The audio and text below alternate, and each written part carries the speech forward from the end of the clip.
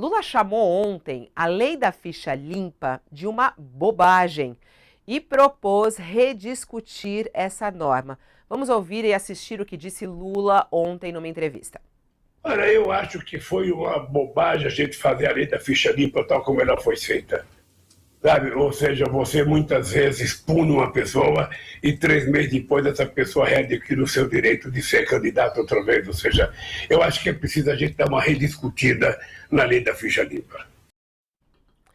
E aí, Josias, é preciso rever a lei da ficha limpa? Lula tá certo quando fala. Isso está sendo aí muito utilizado, né, pelas redes bolsonaristas, falando, tá vendo? Ele quer rever a lei da ficha limpa, porque é um corrupto, e eles usam essa marca, né? Qual é a gravidade dessa fala de Lula? Tem que rever mesmo? Teve erro, não teve? Quero te ouvir.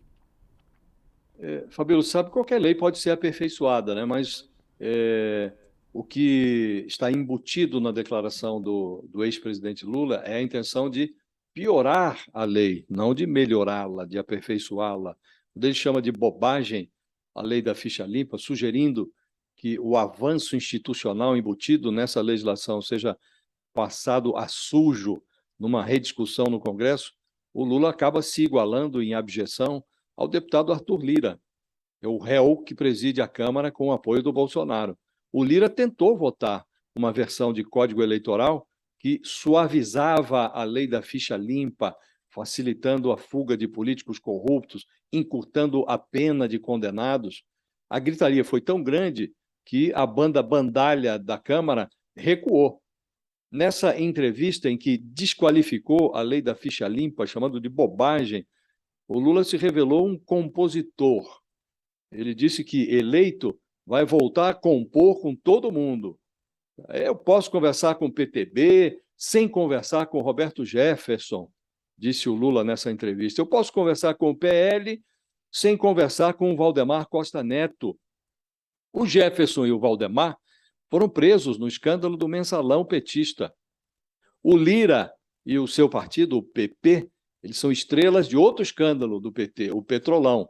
A julgar pela maleabilidade ética do Lula, ele não precisa excluir ninguém dos debates depois que for eventualmente eleito para um terceiro mandato. O Lula vai ser recebido de braços abertos com essa sua predisposição de rever leis como a da ficha limpa. Quando enumerou os personagens com os quais ele vai ter que se relacionar caso seja eleito novamente, o Lula disse que há pessoas que cometeram erros, outras cometeram crimes, algumas dessas pessoas foram julgadas, até condenadas, mas estão livres aí fazendo política. São presidentes de partidos, têm mandatos, não se pode criminalizá-las. Vida que segue, disse o Lula, cuja ficha, aliás, foi lavada pelo Supremo Tribunal Federal. A vida precisa mesmo seguir, mesmo na política, mas não pode seguir de qualquer jeito. É sempre melhor que um presidente da República eleve a sua própria estatura do que rebaixe o pé direito do gabinete presidencial.